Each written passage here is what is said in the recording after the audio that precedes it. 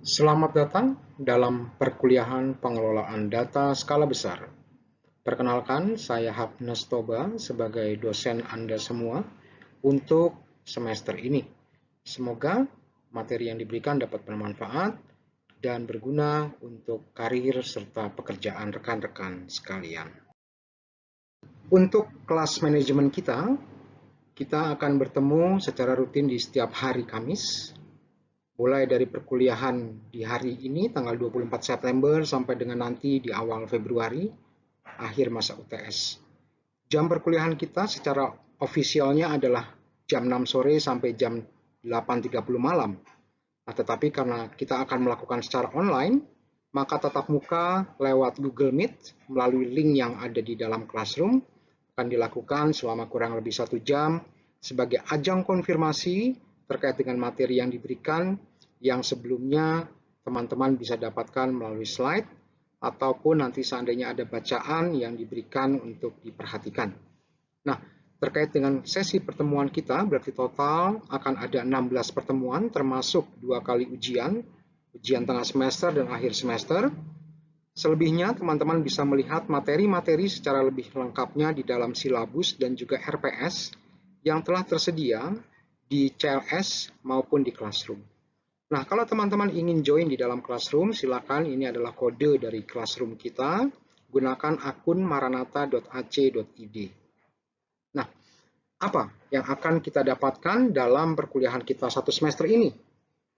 Yang pertama, secara konseptual, teman-teman akan mencoba untuk mendapatkan ide tentang bagaimana penerapan MapReduce terutama dalam konteks pengelolaan data skala besar. Setelah itu, kita juga akan mencoba untuk melakukan practical, tapi sifatnya opsional ya, karena kita melakukan PJJ dalam hal ini. Teman-teman bisa melihat panduan dalam buku Data Science on Google Cloud Platform yang saya juga sudah uploadkan di Classroom, dan saya juga akan uploadkan di CLS. Nah, teman-teman bisa mengeksplorasi bagaimana memanfaatkan sistem cloud yang lengkap untuk bisa mengolah data, mulai dari data diambil sampai dengan nanti dihasilkannya visualisasi.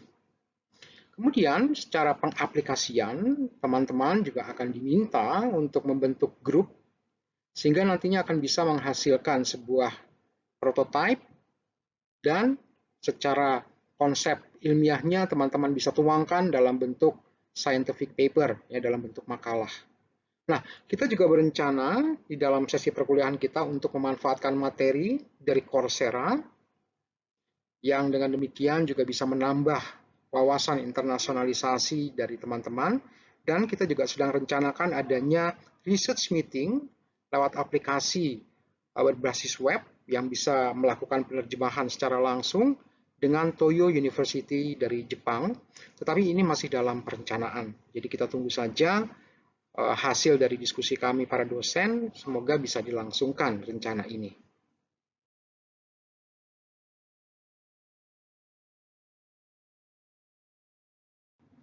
Untuk sesi yang pertama ini, kita akan berbicara tentang apa dan bagaimana latar belakang dari Big Data. Kemudian kita akan berbicara juga bagaimana antara sistem yang berdiri sendiri, on-premise atau standalone, kita coba untuk bandingkan dengan sistem cloud. Kemudian kita juga berbicara tentang bagaimana melakukan atau membedakan atau menganalisis kebutuhan kita, apakah kita perlu scaling up atau scaling out dari kebutuhan terhadap infrastruktur. Kemudian kita akan mencoba berkenalan. Ya, kita akan coba melihat overview apa itu MapReduce, dan ini nanti teman-teman akan perdalam terutama dalam sesi sampai dengan UTS, juga dengan bantuan materi dari Coursera. Kemudian di akhir dari pertemuan sesi hari ini, kita akan mencoba melihat bagaimana Google Cloud Platform sebagai salah satu contoh. Nah, saya katakan sebagai salah satu contoh untuk menggunakan sistem komputasi awan. Nah, karena kita kebetulan sedang berada dalam masa PJJ ini, saya sudah menyediakan satu buku yang saya rasa kalau teman-teman ikuti alurnya di dalam silabus, teman-teman akan bisa mencoba satu buku itu untuk sesi kita dalam satu semester. Ya, tapi sebetulnya ini hanya sebagai opsional, sebagai tawaran bagaimana teman-teman bisa memanfaatkan berlatih dengan menggunakan Google Cloud Platform. Nah, teman-teman bisa manfaatkan akun Google dari teman-teman masing-masing atau akun dari Maranatha ACID untuk bisa mengakses Google Cloud Platform. Nah, memang Google Cloud Platform ini mensyaratkan pada saat kita mendaftar untuk memasukkan nomor kartu kredit. Tetapi teman-teman sebetulnya mendapat 300 US, ya, 300 dolar sebagai kredit teman-teman untuk bisa dipakai. Dan kalau sudah saya lakukan juga, kalau kita menggunakan buku terkait dengan data science dengan Google Cloud Platform tersebut, sebenarnya itu sangat cukup, bahkan jauh dari cukup, jauh lebih maksudnya jauh dari cukup ya, sangat-sangat mencukupi.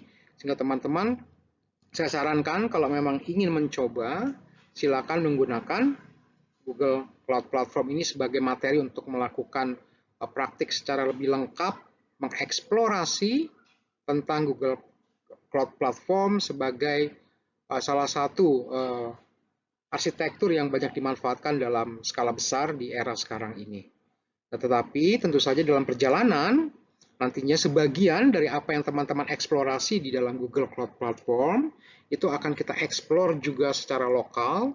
Kita akan menggunakan sistem lokal dengan menggunakan Cloudera, dan nanti panduan serta arahan juga teman-teman akan dapatkan di dalam Coursera yang teman-teman ikuti. Kelahiran Big Data sangat dipengaruhi oleh pertumbuhan volume data yang terjadi dalam berbagai aspek kehidupan. Entah itu yang berasal dari dokumen-dokumen yang disimpan di dalam internet, maupun melalui aktivitas user yang ada di dalam media sosial. Sebagai contoh, kita bisa melihat bagaimana misalkan Facebook dalam tahun 2012 mereka bisa menghasilkan 500 terabyte data per hari. Dan secara konten yang dihasilkan oleh user lebih dari 100 petabyte per harinya. Itu di tahun 2012 dan bertumbuh secara masif sampai dengan saat ini. Nah, bisa dibayangkan bahwa hampir semua aplikasi dengan adanya interaksi dari user secara langsung menghasilkan pertumbuhan data yang luar biasa yang menuntut juga pada akhirnya adanya peningkatan kecepatan pemrosesan, nilai kepercayaan terhadap data, kemudian juga perlu dipertimbangkan diantisipasi jenis datanya, bukan hanya tekstual tetapi juga mungkin video ataupun audio, dan juga terhadap kepercayaan terhadap data itu sendiri.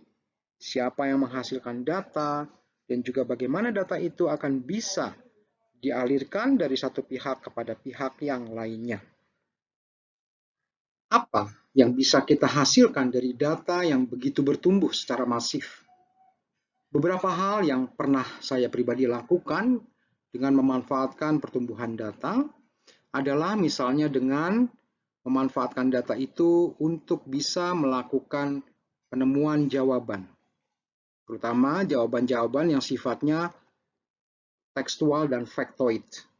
Sebagai contoh, dengan memanfaatkan artikel-artikel yang berada di internet, kita bisa menemukan jawaban untuk secara langsung disaring sehingga bisa menemukan jawaban terhadap pertanyaan, misalkan siapa yang menembak Abraham Lincoln.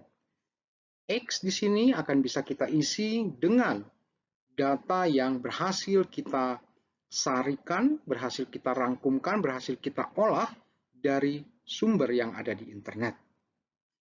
Kemudian kita juga bisa misalnya melakukan pembelajaran terhadap relasi data satu dengan yang lain.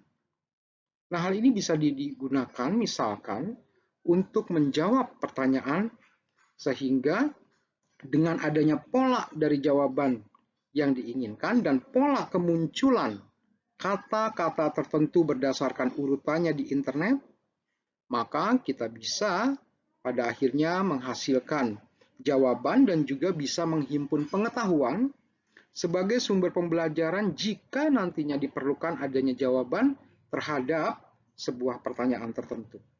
Nah, sebagai contoh di dalam slide ini, misalkan kita bisa membentuk pola terkait dengan kapan seseorang dilahirkan. Hanya dengan melihat bagaimana kemunculan pola dari teks yang muncul di internet ya. Sebagai contoh di sini kita bisa melihat bagaimana Mozart dan Einstein ada di dalam teks yang muncul di internet, dan pola yang ada tersebut kita manfaatkan untuk bisa menjawab pertanyaan sekiranya ada pertanyaan terkait dengan kapan Mozart dilahirkan atau kapan Einstein dilahirkan. Hal lain lagi yang bisa kita lakukan dari begitu banyaknya data yang bertumbuh, misalnya teman-teman bisa melihat di dalam slide ini bagaimana kita bisa menebak perilaku dan kebiasaan dari orang-orang yang melakukan perjalanan lintas kota setiap harinya melalui data transaksi kartu kredit. Nah, dengan transaksi kartu kredit yang terjadi, maka kita bisa menebak perilaku dari kebiasaan seseorang untuk penggunaan kartu kredit tersebut. Ya, misalnya kita bisa melihat pola yang terjadi di sini untuk komuter. Komuter adalah orang-orang yang bepergian dari satu kota ke kota lain setiap harinya. Nah, kita bisa lihat pola yang terjadi bahwa seorang yang berpindah kota atau yang melakukan pekerjaan di luar kota lebih tepatnya akan banyak memanfaatkan kartu kredit untuk membeli bensin misalnya. Atau seorang ibu rumah tangga. Seorang ibu rumah tangga biasa melakukan pembelanjaan atau membeli-beli barang di toko ataupun mungkin di supermarket, dan bagaimana relasi kebiasaan itu bisa dianalisis lebih dalam. Misalkan kita bisa mengetahui pola seorang ibu, apakah misalkan setelah belanja dia akan mengisi bensin, atau setelah belanja mungkin dia akan pergi untuk mengunjungi sebuah restoran, atau mungkin melakukan perjalanan untuk rekreasi dan sebagainya. Nah, hal-hal seperti ini tentu saja akan bisa diambil, bisa dimanfaatkan melalui adanya analisis terhadap data.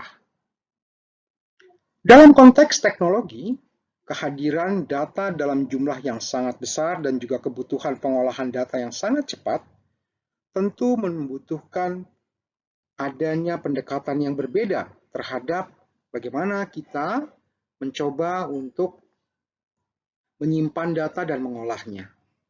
Nah, oleh karena itulah di dalam perjalanan 5 tahun terakhir, teknologi cloud atau teknologi awan, kalau kita gunakan bahasa Indonesia, ini sangat bertumbuh dengan pesat. Ya, di mana orang tidak lagi berpikir untuk mengolah data secara dedicated atau stand alone di dalam sebuah komputer, tetapi mencoba memanfaatkan hypervisor atau memanfaatkan adanya virtualisasi dari aplikasi-aplikasi atau sistem yang menyediakan layanan untuk pengolahan data.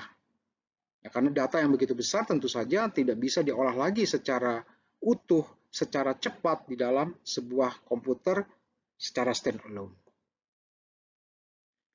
Dengan latar belakang seperti itulah akhirnya muncul berbagai macam layanan, segala sesuatu diangkat sebagai servis yang ditawarkan kepada pengguna oleh para pengelola sistem awan atau sistem cloud. Banyak perusahaan seperti misalkan Google Cloud Platform atau AWS, Amazon Web Service, atau mungkin Huawei, Alibaba, mereka menyediakan infrastruktur yang akan dipakai, bisa dimanfaatkan oleh para pengguna untuk melakukan aktivitas yang diharapkan. Nah, dari situ beranjak jugalah berbagai macam bentuk layanan. Kita bisa melihat di dalam slide ini, ada layanan yang berupa sewa infrastrukturnya saja, atau menyewanya sebagai platform, atau sebagai software untuk dijadikan sebagai layanan. Kita bisa melihat misalkan kalau platform yang disewakan, sebagai contoh di sini kita bisa menggunakan contohnya misalkan Google Location. Ya, atau kita juga bisa memanfaatkan adanya layanan Google untuk menentukan misalkan temperatur. Di sisi lain ada juga layanan yang sifatnya langsung berupa software, bukan lagi melalui adanya API, tetapi software sebagai suatu service, Sebagai contoh, di sini adalah email kita di Gmail.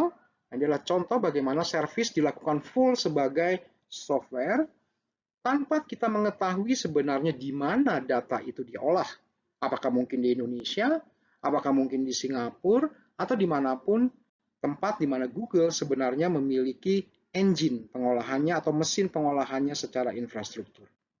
Nah, keunggulan inilah yang melatar belakangi juga akhirnya muncul adanya keilmuan pengelolaan big data.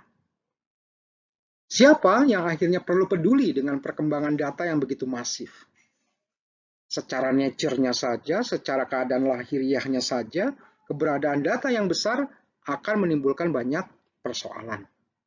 Ya, persoalan-persoalan itu terutama muncul dengan dilatar belakangi adanya kebutuhan untuk memanfaatkan, misalkan di sini yang paling masif pertumbuhannya adalah media sosial sebagai salah satu sumber data yang berasal dari user atau user generated content. Dan terlebih, data yang dihasilkan dari user ini sebenarnya adalah sumber untuk melakukan analisis bisnis yang pada ujung-ujungnya akan berpengaruh terhadap persoalan-persoalan terkait dengan produk-produk yang ditawarkan oleh sebuah pabrik atau mungkin oleh sebuah industri. Dan disitulah dibutuhkan adanya kemampuan untuk melakukan analytics, sehingga bisa memberikan insight, bisa memberikan masukan terhadap kebutuhan dari sebuah industri. Untuk itu tentu saja diperlukan adanya computing devices, perangkat-perangkat untuk melakukan perhitungan. Sebagai contoh, misalkan di sini, untuk mengelola data yang begitu besar diperlukan adanya cluster atau pemrosesan terhadap data strukturnya Hadoop, banyak dimanfaatkan oleh Google, Yahoo, ataupun aplikasi-aplikasi besar lainnya, sehingga data itu bisa dilakukan, bisa diproses secara terdistribusi. Kemudian hal lain lagi yang juga mungkin perlu dipikirkan adalah perlu adanya aplikasi-aplikasi yang bukan hanya mengolah data, tetapi juga perlu untuk dipikirkan pemanfaatan resource yang lebih efisiennya. Pemanfaatkan energi ataupun mungkin pemanfaatkan ruang penyimpanan. Dan terlebih, dari data yang begitu banyak tentu perlu diatur adanya mekanisme untuk melakukan accommodation atau istilahnya bagaimana data itu bisa dimanfaatkan, entah itu misalkan lewat lisensi umum, lisensi bebas, ataupun lewat sesuatu yang berbayar. Nah, tetapi tentu saja dengan begitu masifnya data yang dihasilkan, ada pihak-pihak yang akan menyediakan data secara free, secara bebas, sebagai sumber untuk melakukan riset ataupun untuk melakukan penelitian, khususnya terkait dengan bagaimana data itu bisa diolah secepat mungkin, sebaik mungkin, untuk menghasilkan performa model pembelajaran yang efektif yang akhirnya bisa digunakan di dalam industri. Nah, sebagai contoh, misalkan di sini bagaimana kita bisa melihat bahwa data tersedia dengan utuh, adanya penjelasan data atau deskripsinya, adanya data yang bisa dilihat dan di benchmark performanya dengan data-data yang lain, serta dengan pengolah-pengolah atau para periset satu dengan yang lainnya, maka data analitik sebagai ilmu terus menjadi sesuatu yang dirasakan sangat dibutuhkan dan sangat menentukan dalam pertumbuhan keilmuan, khususnya di dalam ilmu komputer. Kehadiran big data tentu saja membutuhkan big ideas, ide-ide baru, sehingga akhirnya data tersebut bisa diolah. Nah, saat ini yang menjadi tren adalah banyak dari kita yang memanfaatkan untuk melakukan scaling out, atau dengan kata lain kita mencoba untuk men-outsource, kita menawarkan sesuatu untuk diolah oleh pihak lain, bukan lagi untuk bisa punya mesin sendiri yang memiliki kekuatan yang sangat besar. Tetapi lebih diarahkan untuk memanfaatkan adanya layanan dari luar, karena kita sudah tidak mampu lagi untuk mengelola sumber untuk computing kita perlu alihkan ke pihak lain. Scaling out melalui sistem-sistem terdistribusi atau cloud system itu. Nah, dengan demikian, yang menjadi kunci bukan lagi masalah bagaimana data itu diproses, tetapi bagaimana bahwa data itu pada akhirnya akan bisa secara efisien dialirkan. Nah, ujungnya memang untuk diproses, tetapi yang perlu kita pikirkan di sini adalah aliran datanya. Ya, dan disinilah muncul pada akhirnya adanya klaster-klaster atau adanya node-node simpul-simpul pemrosesan data yang ditawarkan oleh para perusahaan-perusahaan yang mengelola data tadi, entah Google atau AWS. Kemudian ide berikutnya juga yang menjadi tren untuk saat ini adalah mencoba untuk memproses data secara sekuensial dan menghindari adanya random access. Ya, maksud dari random access ini adalah menghindari bahwa data itu diproses hanya di satu tempat saja. Tetapi data itu perlu diproses untuk bisa diintegrasikan hasilnya meskipun berasal dari banyak sumber. Ya, jadi yang kita upayakan di sini adalah bukan lagi memikirkan bagaimana sebuah hard disk misalkan berinteraksi dengan sebuah CPU, tetapi yang lebih tepat di sini adalah bagaimana, kalau teman-teman perhatikan gambar di sebelah kanan, dari berbagai macam CPU yang ada satu tempat penyimpanan akhir, atau boleh dikatakan satu tempat yang mengintegrasikan hasil dari pemrosesan yang dilakukan di tempat-tempat secara terpisah. Ya, jadi boleh dikatakan di sini data perlu disebarkan sehingga dapat diproses secara sekuensial, secara efisien.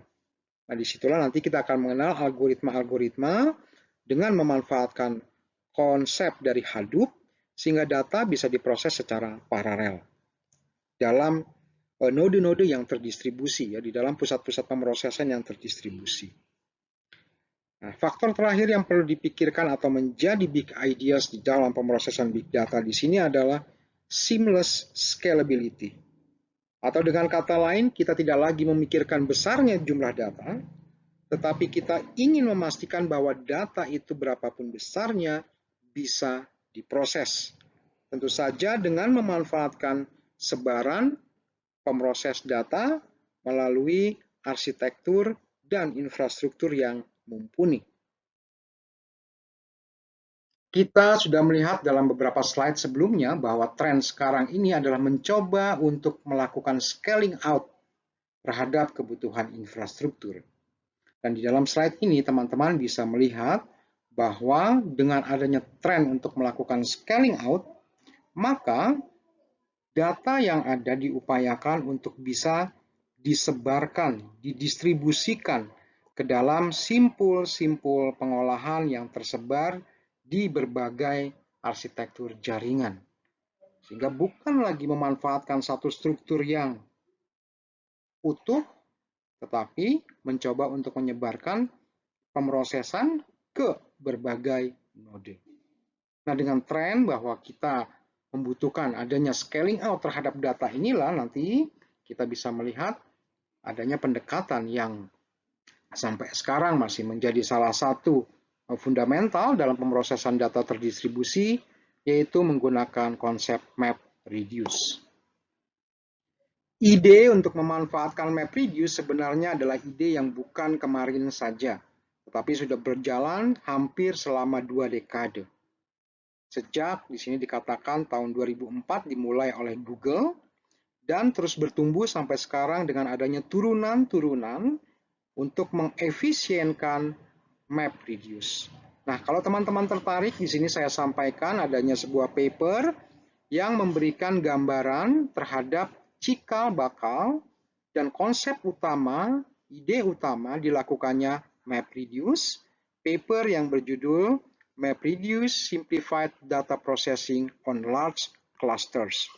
Dikeluarkan dalam sebuah simposium di tahun 2004, dan beranjak dari sinilah, maka MapReduce menjadi salah satu pelopor dalam pemanfaatan dan pengolahan data melalui konsep yang di scaling out tadi, yang disebarkan tadi, yang terdistribusi ke dalam berbagai node-node pemrosesan yang bisa tersebar di seluruh jaringan komputer, bahkan di seluruh dunia. Bagaimana MapReduce itu bisa berperan? Nah, tentu saja perlu dilihat kembali latar belakang problem-problem yang ada dalam pengelolaan data berskala besar. Yang pertama, algoritma untuk pengelolaan data skala besar itu perlu beriterasi dalam jumlah record, dalam jumlah raw data yang sangat masif. Kemudian yang kedua, dari begitu banyaknya raw yang tersedia, records yang tersedia, perlu diekstrak yang memang menjadi sesuatu yang bermanfaat dalam algoritma kita.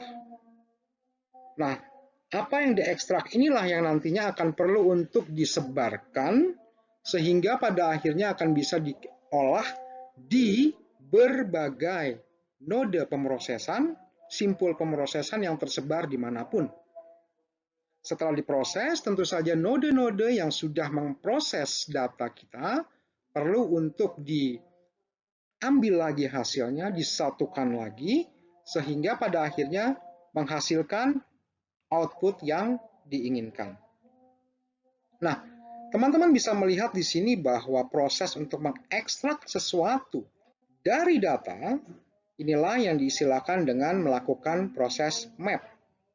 Kemudian, untuk melakukan adanya agregasi atau integrasi hasil pemrosesan disebut sebagai proses reduce. Sehingga dengan demikian kunci utama dari MapReduce di sini adalah mencoba untuk menyediakan suatu abstraksi fungsional sehingga proses map dan reduce dapat dilakukan secara berkesinambungan.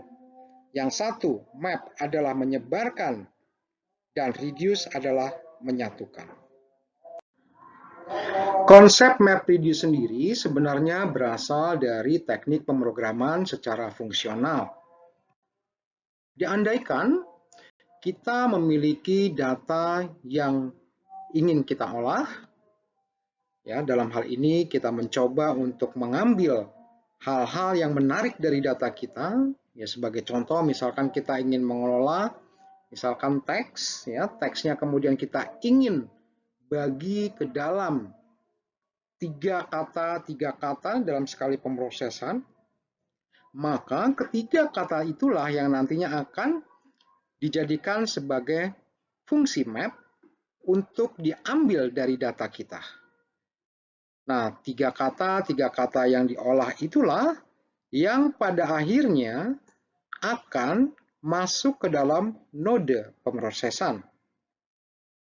Dari node pemrosesan yang ada, setelah tiga kata, mungkin kita ingin hitung berapa jumlah masing-masing katanya, maka nilai dari masing-masing kata itulah yang nantinya akan diagregasikan, ya, diambil untuk kemudian disatukan sebagai hasil akhir. Ya, jadi di sini kita bisa melihat bahwa bagaimana data kita olah untuk diambil apa yang kita inginkan, dan pada akhirnya setelah diolah, disatukan kembali. Pendekatan umum dalam pemrograman menggunakan MapReduce dapat kita lihat di slide ini. Sebagai contoh di sini dikatakan bahwa pada saat melakukan pemanfaatan MapReduce, seorang programmer pada dasarnya memberikan spesifikasinya terhadap dua fungsi, yaitu fungsi map dan reduce. Fungsi map, kalau kita lihat di bagian atas ini, akan mencoba untuk mengirimkan pasangan sebuah key dan value, yaitu K1 dan V1, sehingga nantinya akan diolah ke dalam pemrosesan yang tersedia atau disediakan dalam hal ini oleh MapReduce-nya. Ya. Kemudian reduce, ya, function reduce akan mengambil hasil pengolahan dari apa yang dibuat dari tahap mapping, sehingga akhirnya akan disatukan dan menghasilkan pasangan key dan value yang baru sesuai dengan output yang diinginkan. Nah, dengan demikian, nilai atau key yang sama dari hasil map akan dikirimkan ke reducer yang sama pula untuk kemudian disatukan. Pada saat eksekusi, programmer tidak perlu memikirkan penjadwalan kapan sebuah key value akan dikirimkan ke dalam sebuah pemrosesan map atau kapan itu akan disatukan ke dalam function reduce-nya. Tetapi yang perlu diperhatikan di sini bahwa programmer hanya mendefinisikan apa yang akan di map dan kemudian apa yang akan di reduce. Nah, mungkin sebagai contoh, kita bisa melihat bagaimana misalkan di dalam slide ini di bagian bawah teman-teman bisa melihat ada kumpulan teks. Ya, kemudian kumpulan teks ini akan kita map. Perhatikan di sini akan kita map ke dalam mapper-mapper yang tersebar. Nah, mapper-mapper yang tersebar ini akan diisi oleh pemisahan. Nah, ini yang tadi saya katakan sebagai sesuatu yang memang menjadi titik perhatian kita. Misalkan kita mau mengambil tiga kata dari teks yang kita miliki, maka sebuah pemroses map akan mendapatkan asupan masukan 3 kata. Dan masing-masing nantinya akan, misalkan kalau ini adalah digunakan untuk menghitung berapa banyak kata, maka di dalam proses map ini akan dikumpulkan kata yang sama untuk kemudian nantinya dihitung. Ya, sebagai contoh misalkan di pemrosesan pertama ini, kata deer ada 1, kata bear ada 1, kata river ada 1. Dan demikian hal yang sama, karena berupa fungsi berarti melakukan fungsi yang sama, akan dilakukan oleh mapper-mapper yang lain yang tersebar di mesin yang berbeda. Baik, kemudian ada proses shuffling sebelum nantinya akan di-reduce.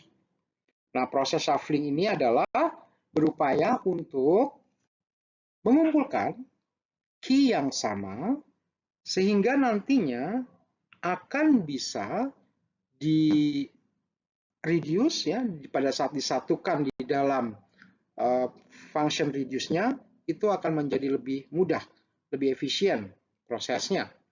Nah, sebagai contoh di sini ya, pada saat shuffling dilakukan, shuffling dengan reduce ini sebetulnya biasanya berada dalam dalam satu pemrosesan yang terpisah dibandingkan mappingnya. Tapi kadang-kadang ya bisa aja shuffling ini disatukan juga dengan mapping. Nah, nanti kita akan lihat bagaimana mana yang kira-kira lebih efisien gitu ya. Tetapi konsepnya dulu yang kita perlu perhatikan bahwa pada saat shuffling dilakukan, maka value yang sama atau pasangan key value yang sama itu akan disatukan ya. Sebagai contoh di sini misalkan key-nya adalah bear ya, maka pada saat shuffling dilakukan semua node yang memiliki bear akan mengirimkan nilai ke node ini. Ya. Kemudian semua node pemroses yang menghasilkan nilai car dengan jumlah katanya akan dikirimkan ke node yang kedua. Ya, dan seterusnya kita bisa lihat sampai sejumlah kata yang ada di dalam data kita. Nah, hasil dari setiap node inilah yang kemudian dikirimkan ke dalam reduce untuk kemudian pada akhirnya disatukan sebagai hasil akhir. Ya, jadi disinilah kita bisa melihat bahwa output yang diinginkan setelah proses map dan reduce dilakukan. Sekali lagi kalau secara konseptual mudahnya map adalah proses untuk memisahkan data kita ke dalam node-node yang berbeda, sedangkan reduce adalah tahapan di mana node-node yang berbeda tersebut disatukan kembali luaran antaranya untuk menghasilkan luaran akhir. Ilustrasi lain terhadap penjelasan konsep yang telah kita lihat dalam slide sebelumnya dapat kita perhatikan kembali di dalam slide ini. Mapper nantinya akan memproses pasangan key dan value sebagaimana telah didefinisikan oleh programmer untuk didistribusikan ke dalam node-node pemrosesan yang berbeda-beda. Nah, kita bisa lihat misalkan pasangan key value 1 dikirim ke node pertama, kemudian key value ketiga dikirim ke node kedua, dan seterusnya. Hasil pemrosesan di dalam setiap node tersebut nantinya akan dioperasikan, akan dihitung, serta memberikan hasil. Ya, sebagai contoh, misalkan kalau kita tadi mau menghitung kata, misalkan hasil dari map pertama, node pertama, adalah nilai A1, nilai B2, kemudian kita bisa lihat misalkan di node kedua, ada penghitungan terhadap key kata C misalnya. Maka di situ kita lihat nilai C3 dan nilai C6. Nah, teman-teman bisa melihat bahwa sebuah node pemrosesan dalam map ini sebagai mapper itu secara acak akan melakukan pengoperasian sesuai dengan distribusi yang dikirimkan ke dalam setiap map tanpa perlu memperhatikan makna yang sesungguhnya.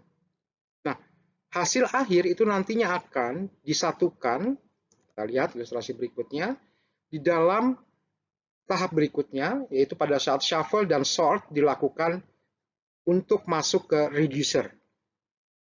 Teman-teman bisa melihat di sini bahwa bagaimana di dalam shuffle and sort ini ada pengelompokan dari setiap nilai yang dihasilkan di mapper-mapper yang bekerja di tahap sebelumnya. Nah, hasil dari shuffle and sort inilah yang sebenarnya terjadi di dalam reducer. Nah, makanya di dalam slide sebelumnya pun sudah sempat disinggung bahwa shuffle and sort ya, jadi proses untuk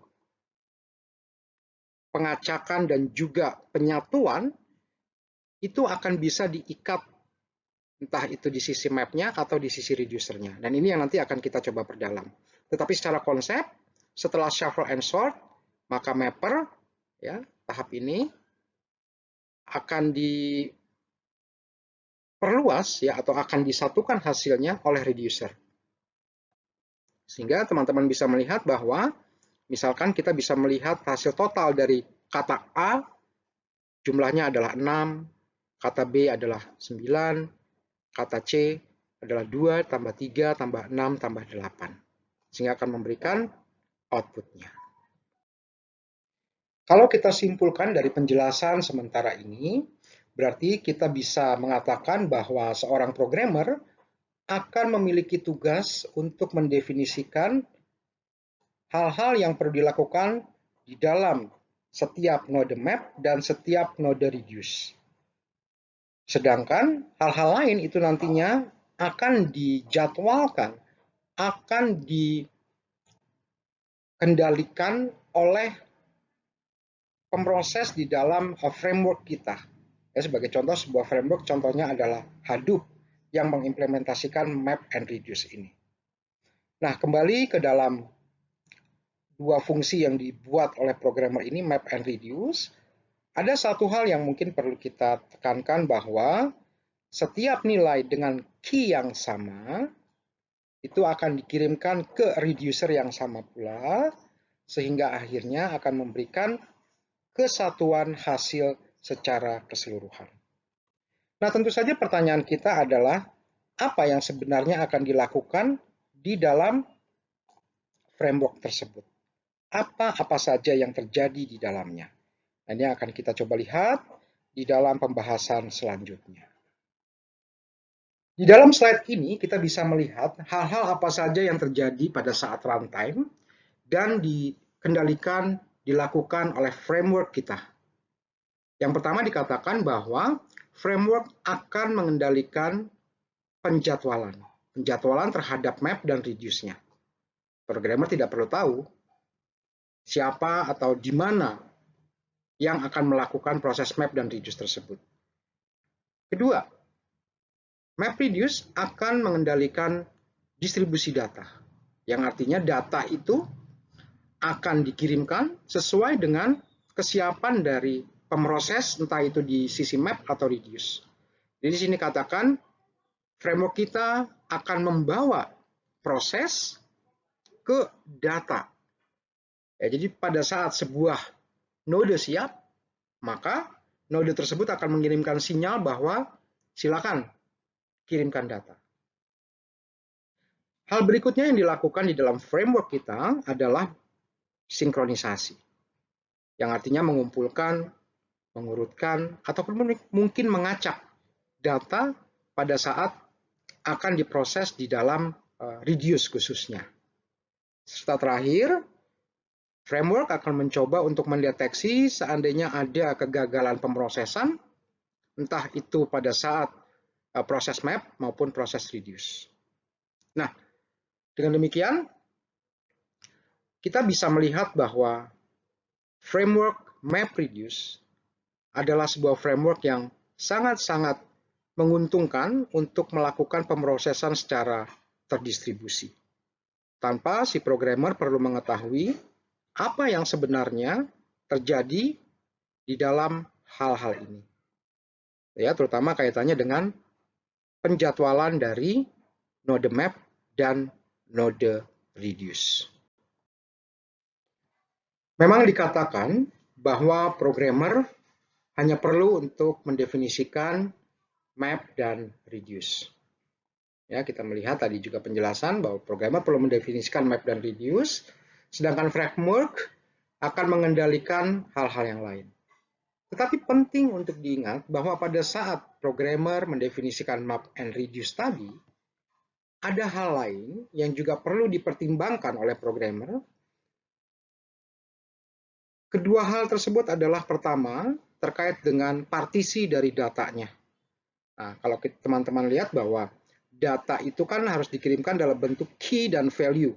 Ya, nilai K di sini menggambarkan sebuah nilai, ya, sebuah kunci terhadap data, ya, kunci terhadap data, key, kuncinya.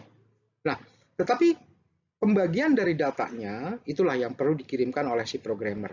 Jadi programmer harus menentukan misalkan berapa banyak data yang perlu diproses, kemudian data itu mungkin berupa integer kah atau mungkin berupa teks dan sebagainya, yang pada akhirnya nanti akan menentukan berapa banyak data berupa partisi data tentu saja yang akan diolah terutama pada saat map dilakukan. Kemudian kedua, programmer perlu memikirkan, di sini disilakan sebagai mini reducers. Jadi sebelum masuk ke reducer yang sesungguhnya, perlu ada tahapan perantara. Ya, tadi kalau kita lihat ada reduce and shuffle.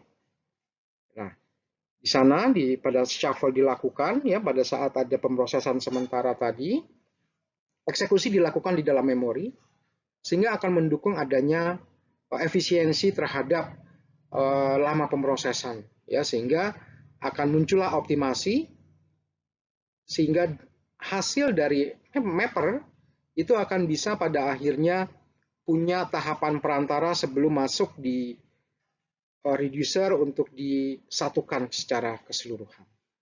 Nah, disitulah ya peran lain dari programmer selain mendefinisikan map reduce perlu memikirkan bagaimana pembagian datanya dalam bentuk partisi, ya, nilai partisi dari datanya, jumlahnya lebih tepatnya.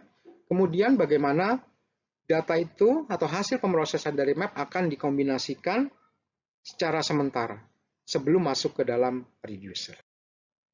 Pemanfaatan terhadap partition dan combiner bisa kita ilustrasikan di dalam slide berikut. Ya, jadi pada saat tadi kita sudah mengetahui bahwa mapper akan memproses pasangan key dan value, dan pada akhirnya akan disatukan di dalam reducer, maka sebagai perantara kita bisa memanfaatkan adanya partition dan combiner tadi. Ya, teman-teman bisa melihat di dalam ilustrasi di slide ini bagaimana combiner dan partition akan membantu sebagai jembatan sebelum akhirnya hasil akan disatukan di dalam reducer. Ya, jadi di sini Combiner dengan partition ini adalah sesuatu yang terjadi saat runtime, yang artinya pemrosesan dan juga hasil yang disampaikan dalam waktu yang sementara ya, itu akan berada di dalam memori. Ya, sehingga dengan demikian akan meningkatkan efisiensi.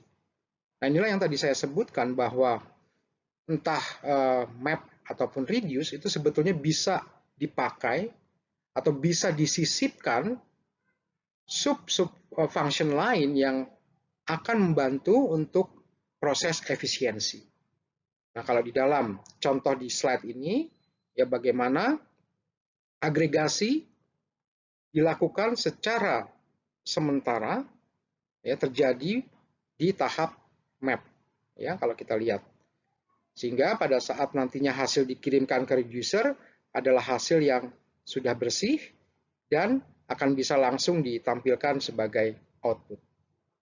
Tetapi tentu saja ada keadaan-keadaan di mana programmer memiliki pertimbangan untuk memberikan kesempatan pada reducer untuk melakukan partisi dan combiner.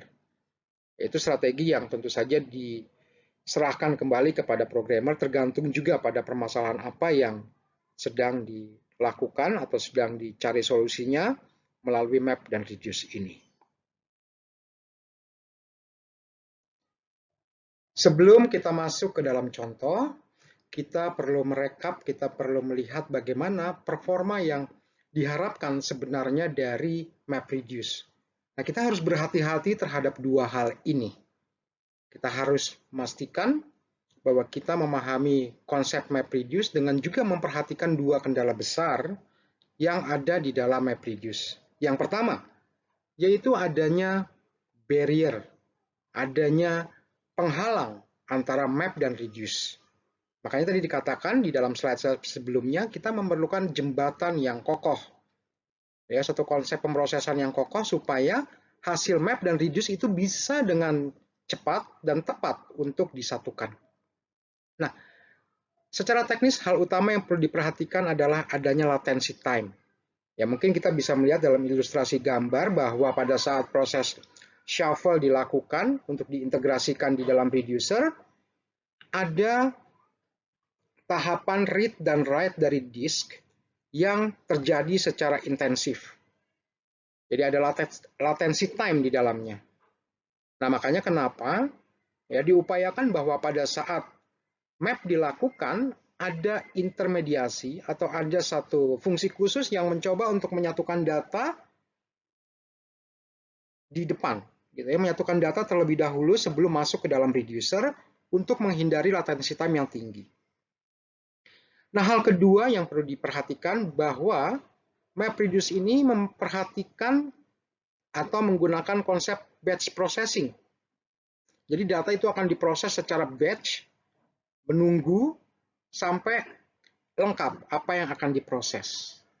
Nah, dengan demikian terutama pada saat reduce dilakukan, ya pada saat reduce dilakukan, ada kemungkinan bahwa sebuah reducer itu akan menunggu hasil dari data yang belum nyampe terhadap pemrosesan dari mapnya, sehingga mungkin output akhir itu belum bisa disampaikan, belum bisa untuk diberikan.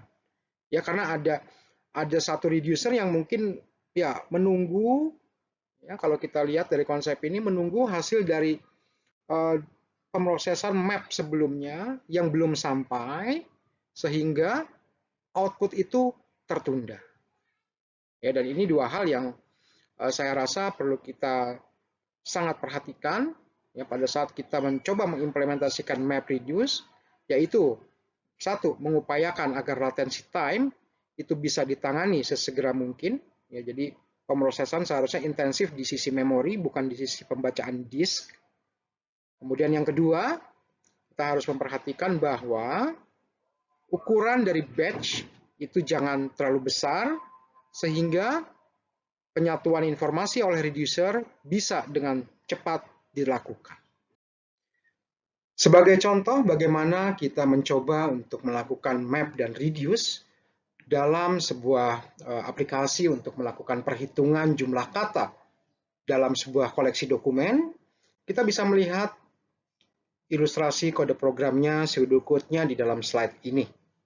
Nah, teman-teman bisa melihat adanya dua fungsi, yaitu map dan reduce. Kemudian ada gambar di sebelah kanan yang mencoba untuk mengilustrasikan dari kode program tersebut, ya, dari pseudocode tadi. Nah, kita bisa melihat bahwa di dalam proses map, jadi kalau kita perhatikan proses map itu adalah yang diberikan kotak kuning ini, ya. Nah, yang terjadi di dalamnya adalah mencoba untuk memproses, memisahkan setiap kata yang muncul di dalam sebuah dokumen. Atau mungkin kalau mau disederhanakan, yang muncul di dalam sebuah kalimat, tergantung bagaimana teman-teman akan mencoba melakukan pra-pemrosesan, ya, apakah mau diambil sebuah dokumen atau sebuah kalimat. Tapi andaikan kita mengambil sebuah dokumen, ya, sebagaimana contoh kode program di sini. Jadi kita membutuhkan tadi kalau di dalam map adalah pasangan key dan value. Ya, key-nya di sini adalah dokumen ID atau sentence ID kalau memang mau melakukannya per kalimat. Kemudian ada teks yang dikirimkan ke dalam mapper. Nah, kemudian perhatikan bahwa di sini untuk setiap kata di dalam teks, ya, berarti di dalam sesuatu yang diterima oleh si mapper, maka akan dikirimkan sebuah inisiasi, ya, sebuah inisiasi, yaitu W, kata yang akan dihitung jumlahnya dengan nilai 1. Nah, teman-teman bisa lihat di bagian mapper ini, ya, bagaimana ada sebuah kata dengan inisiasi nilai 1.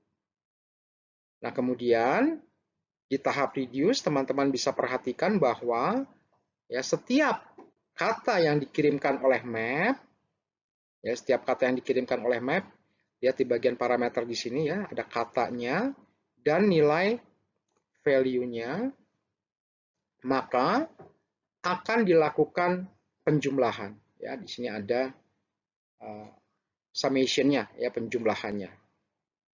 Nah, kalau di dalam ilustrasi gambarnya kita bisa melihat bagaimana pada saat reduce dilakukan, ya, terjadi penambahan jumlah kata untuk setiap kata yang ditemui pada saat reduce itu dilakukan. Nah, disinilah kalau teman-teman perhatikan sebelum masuk ke penyatuan hasil di dalam reduce, sebetulnya perlu ada perantara, ya, atau intermediasi kalau disilakan di dalam slide sebelumnya, sehingga pada saat proses reduce dilakukan, dia sudah langsung menampung hasil akhir yang pada akhirnya akan mengirimkan nilai total. Sebelum pembahasan kita yang lebih jauh lagi, saya ingin menyampaikan beberapa hal untuk menyimpulkan terkait dengan apa yang bisa kita pikirkan, apa yang kita bisa bayangkan terhadap MapReduce. Yang pertama, MapReduce adalah sebuah model pemrograman. Karena seorang programmer dalam hal ini menggunakan MapReduce tanpa perlu memikirkan penjadwalan, bisa melakukan pemrograman secara terdistribusi. Dan tentu saja ini menguntungkan untuk data dalam skala besar. Kedua, eksekusi MapReduce dilakukan saat runtime dan sangat bergantung kepada framework, ya, yang artinya programmer tidak perlu pusing-pusing lagi, framework yang akan mengambil alih hal-hal penting terkait dengan pemrosesannya.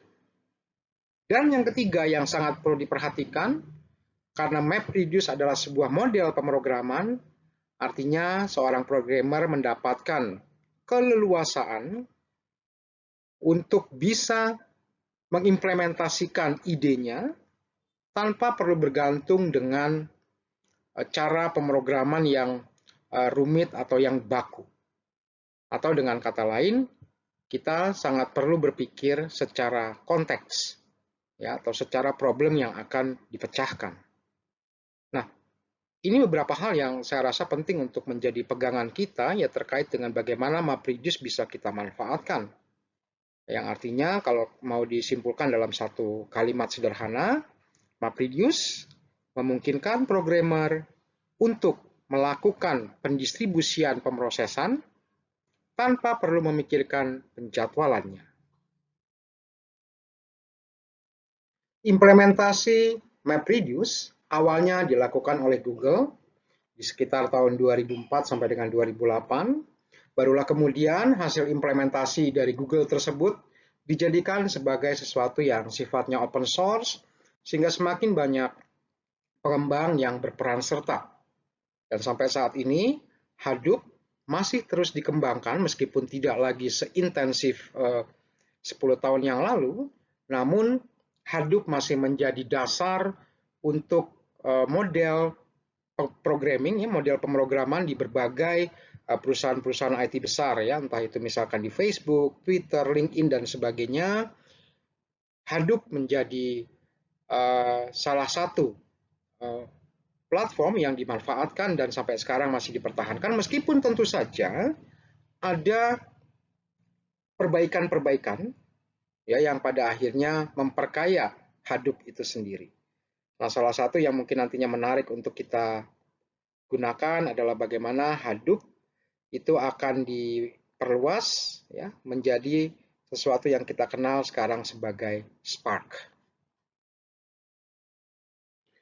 Implementasi MapReduce sebagaimana sudah kita lihat di dalam konsep yang dijelaskan di slide-slide sebelumnya, pada akhirnya dituangkan sebagai sebuah bentuk sistem file terdistribusi atau distributed file system.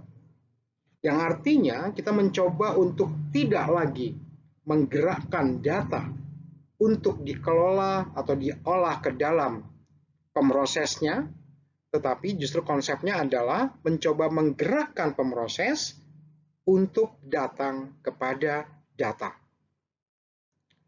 Nah, hal ini tentu saja menjadi sesuatu yang menarik dalam konteks pengelolaan data skala besar. Jadi data itu pada dasarnya nantinya akan dituangkan atau akan dikumpulkan, ya, disimpan sebagai bentuk klaster di dalam node-node. Nah, dengan ketersediaan simpul-simpul data dalam bentuk klaster tadi, maka workers atau di dalam hal ini adalah MapReduce itu akan ditarik, ya, akan dibawa ke data yang bersangkutan.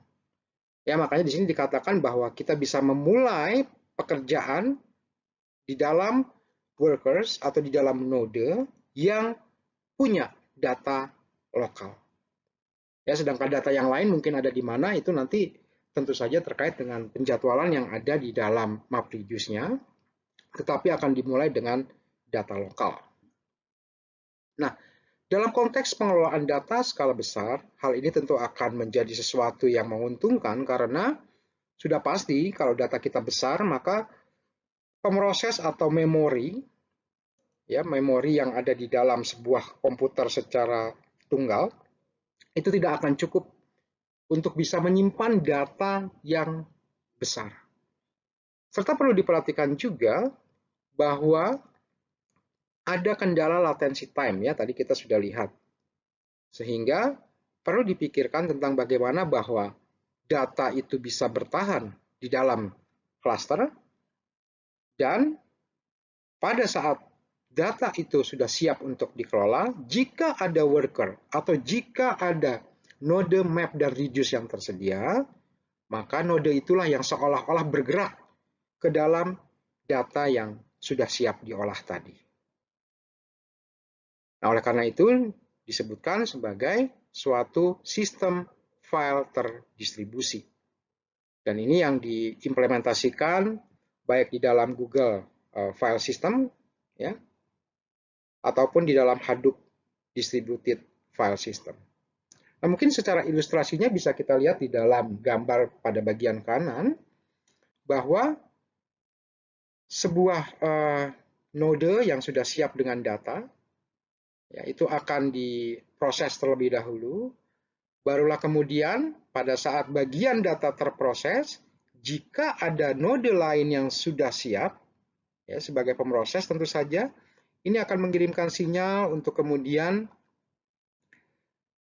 memproses data yang dialokasikan yang belum sempat diolah oleh node yang mengawalinya. Ya, sehingga dengan demikian data itu sebetulnya boleh dikatakan tanda kutip statis, ya, berada di lokasi yang tetap, tetapi justru yang bergerak adalah map dan reduce-nya. Ya, yang sifatnya boleh dikatakan dinamis, yang artinya setiap node yang sudah siap dia akan mengirimkan sinyal ke, ya, istilahnya di sini sebagai node utama, ya, sebagai master node-nya untuk bisa mengelola data yang tersedia di dalam master node tadi, sehingga pada akhirnya nanti bisa disatukan sebagai hasil keseluruhan pemrosesan. Implementasi MapReduce sebagai sebuah model pemrograman saat ini sudah bukan lagi menjadi sesuatu yang menjadi monopoli oleh Hadoop sendiri, tetapi sudah banyak diintegrasikan, ya, dengan berbagai platform komputasi awan atau cloud computing, seperti misalkan di dalam AWS, ya, Amazon Web Service, atau di dalam Google Cloud Platform, atau Cloudera, ataupun Hortonworks. Jadi boleh dikatakan dengan konsep MapReduce yang diimplementasikan di dalam Hadoop, ya, Hadoop itu sebagai sebuah produk sebenarnya, ya, sebagai sebuah subsistem, akhirnya akan bisa disatukan, bisa diintegrasikan dengan berbagai macam konsep pemrograman yang berbasis pada cloud, ya, berbasis pada komputasi awan. Ya, sebagai contoh misalkan keterbatasan Hadoop dalam latency time yang kita sudah lihat di beberapa slide sebelumnya, itu pada akhirnya akan bisa dilengkapi, bisa ditangani misalkan dengan konsep pemrosesan on the spot, ya, yang artinya pemrosesan streaming, misalkan melalui Kafka, atau mungkin dengan memanfaatkan adanya Spark, ya, sebagai sebuah file system yang memperkuat Hadoop, sehingga pada akhirnya satu dengan yang lain akan membentuk sebagai suatu arsitektur yang utuh. Bagi teman-teman yang tertarik untuk mencoba bagaimana komputasi awan bisa dilakukan dengan memanfaatkan MapReduce sebagai struktur yang paling dasarnya, secara aplikatif teman-teman bisa memanfaatkan buku Data Science on the Google Cloud Platform, yang di dalamnya terdapat studi kasus bagaimana memanfaatkan subsistem di dalam Google Cloud Platform untuk bisa melakukan pemrosesan awan, termasuk tentu saja salah satunya bagaimana memanfaatkan MapReduce.